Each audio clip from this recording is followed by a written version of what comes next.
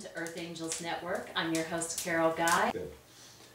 Well, the area we chose was really an area that very few of the Indians themselves wanted to go. Right. Because of all the stuff that happened at Wounded Knee.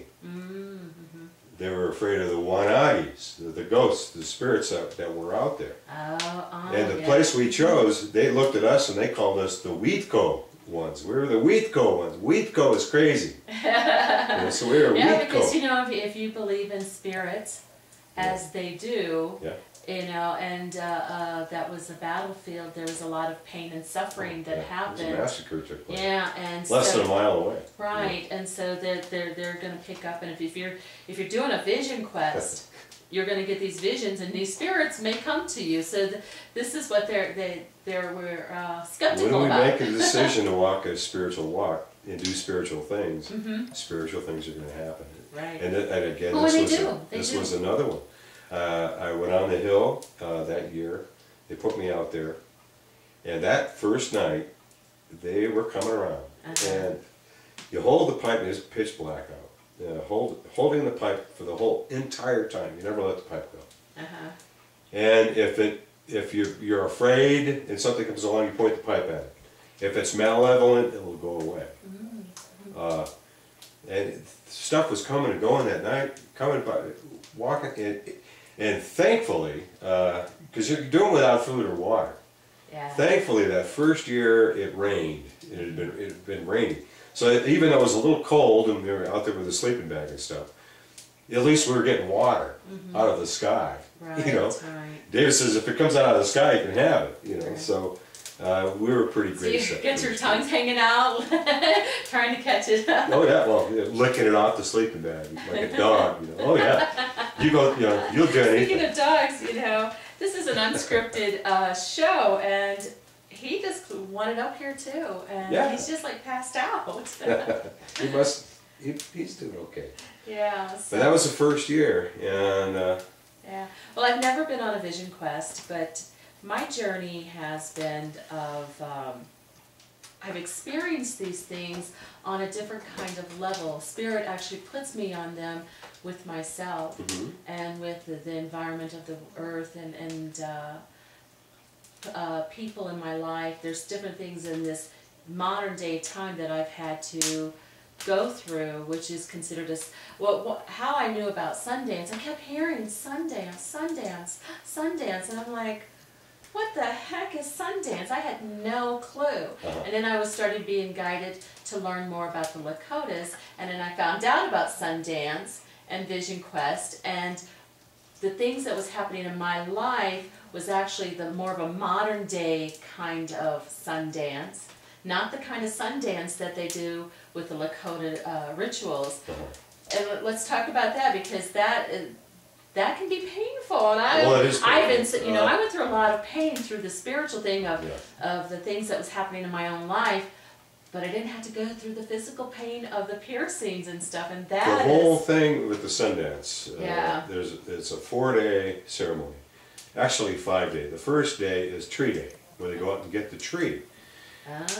And a tree is the central part of the dance. It is in an arbor. It's the center of the arbor. And the tree is very sacred. There's a whole process in which you go to select it. And I could do show after show on this whole process. So to make it, you know, a long story short, the tree is placed in the center of the arbor where the dance is to take place. And there are ropes tied to the tree. It's cut down, brought in, never touching the ground. The people carry it. And we're talking, you know, a tree that's probably a good 2 feet in diameter, which weighs a lot. It's a cottonwood tree. And it's brought in by hundreds of people carrying it. Ropes are tied to the tree. You know, I'll explain the ropes here in a bit. And also prayer offerings, tobacco ties, by people who wish to, you know, pray for something. That's all affixed to the tree. And then it's brought into the arbor. A hole is dug. A buffalo heart is placed in the hole as an offering. The tree is stood up in the hole with the ropes and everything. It's all festooned by this point. the rope's hanging from it, and that is the central part of the dance. Okay, and that's the first day. That's tree day. And then the second day marks when the sun first comes up. Marks the first day of the sun dance, and as the sun is breaking on the horizon. So that's why it's called Sundance. Well, you're dancing all day. All day. And this is in the solstice of the summer, so these are the longest days of the year. Right, so it's all day and night. Well, it's all day. You quit at night. Oh, do you? Okay, okay. And the dancers are, like, wow. to make a Still a decision long day. to dance. I've never been called to do that spiritually. It's a spiritual calling done through people like my uncle who disseminate that, whether or not you dance, and they kind of make that recommendation. And then the dancers are there, and the drummer starts drummers start drumming, and the dancers come in, and it's basically a 4-day long dance, and there are 4 breaks throughout the day, sunrise to sunset, where the dancers are dancing, no food, no water, again, fasting and praying and suffering in the sun, blowing an eagle bone whistle. There's an eagle bone whistle in their mouth. So that dries up your mouth even more. Wow, I've never heard that either. And that's very cool. And the drummers are going, the drummer's going, and the drum is going. The drum keeps the dancers going. The drum is the heartbeat of the whole dance. Right, because they're drumming to the sound of the earth, isn't it? Yeah, well, the heartbeat of the earth. Yeah, and drummers, if you have a heart of a drummer, and I don't care who you are, whether you're Ringo Starr or some kettle drummer in an orchestra, if you are a drummer, I was told this through spirit, that if you are a drummer, you hear the heartbeat of the earth, and that is why you are called and why you are driven to the drum. So guys and gals, if you're a drummer and you wonder why, that was why. You hear the heartbeat. And that cleared up a lot of things for me, because I always heard it too, ever since I was little. Right, yeah. And anyway, the dance starts, and it's 4 days, surrounded by family, supporters around in the arbor who are sending the dancers energy.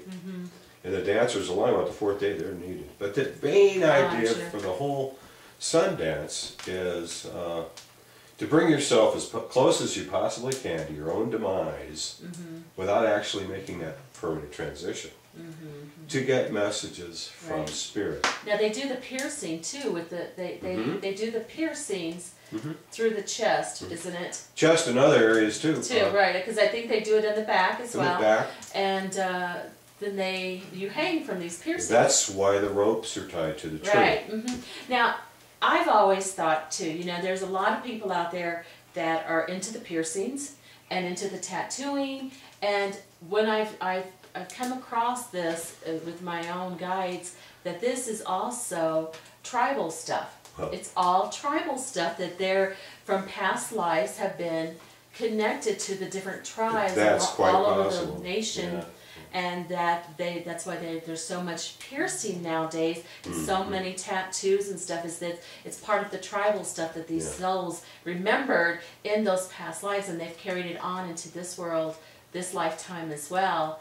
And it's more accepted now. I mean, 20 years ago, you know. The piercing at a Sundance is a little bit different. It is different, I know that. When you mentioned piercing, I just go... I know, that's why, when my spirit was telling me Sundance, and I had to find out what this was about, because I was so grateful, even though the suffering and the things that I had went through in my own life, I was very grateful that it wasn't the physical piercings. Well, I don't do well with physical pain. The piercing generally occurs around the 2nd or 3rd day of the dance. Yeah. And by this time, things are starting to get a little bit out there, spiritually speaking.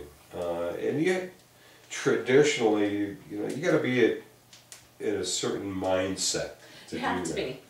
And again, this is at the suggestion of a leader or medicine man, shaman, that you do that.